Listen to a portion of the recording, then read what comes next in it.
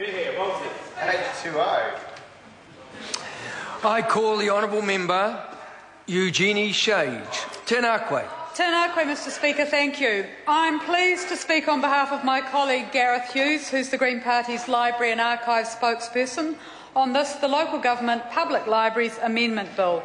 The Green Party will be supporting this bill in the name of Diane Fenton.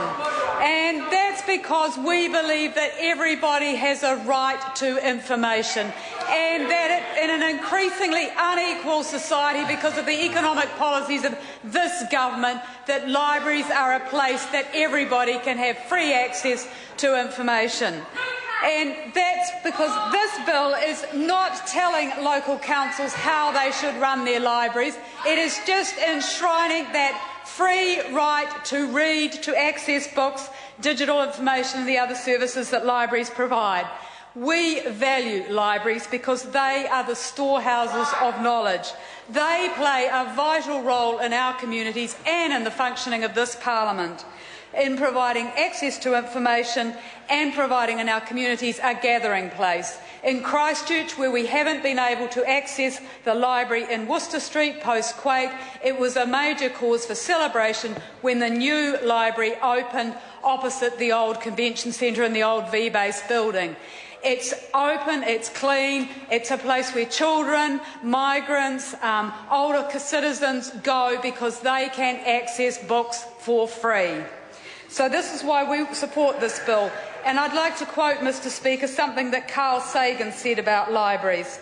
The library connects us with the insight and knowledge painfully extracted from nature of the greatest minds that ever were, with the best teachers drawn from the entire planet and from all of our history, to instruct us without tiring and to inspire us to make our own contribution to the collective knowledge of the human species.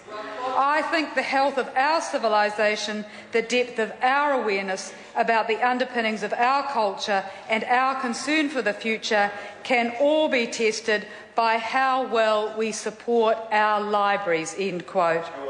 So under the current Local Government Act, local authorities who provide a library only need to ensure that local residents can join it free of charge. Those councils don't have to enshrine a right of free access. So we've seen, Mr Speaker, the growth of membership charges, whether it's by a rental for books or through other charges. And that goes against the whole Kiwi culture. Kiwis love our libraries. In 2003, a survey of cultural activities and spending found that visiting libraries was the third most popular activity, Mr Ridges, with 39% of the population visiting in a 4-week period. Around half of all New Zealanders are members of our libraries, and in some places membership is at 80% of the local population. Another survey in 2009 by Kiwis Count found that 82% of people were happy with the services provided by their library, the happiest out of any council service. That's because New Zealanders value free access to books and library services, and where councils have attempted to put in place charges, there's often been a strong resistance from the community, and in places like Tauranga, the council has had to retreat and not institute those pre-book charges. And where the councils like Ashburton, as Darren Fenton mentioned, have put in place charges, what's happened? Patronage of the library has declined. And where you put in place those user charges, who pays?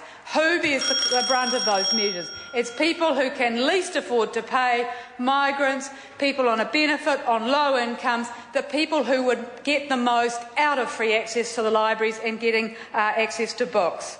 So, Mr Speaker, this bill is a very useful one because it means that libraries have to ensure that books and the knowledge they provide is free, and it's also a way, as others have alluded to, of bridging the digital divide, because not everybody has a computer at home, and by having free access to digital services we can get over that barrier. So it's a bill, Mr Speaker, that we will be supporting because it is consistent with what's done elsewhere internationally by not charging for books.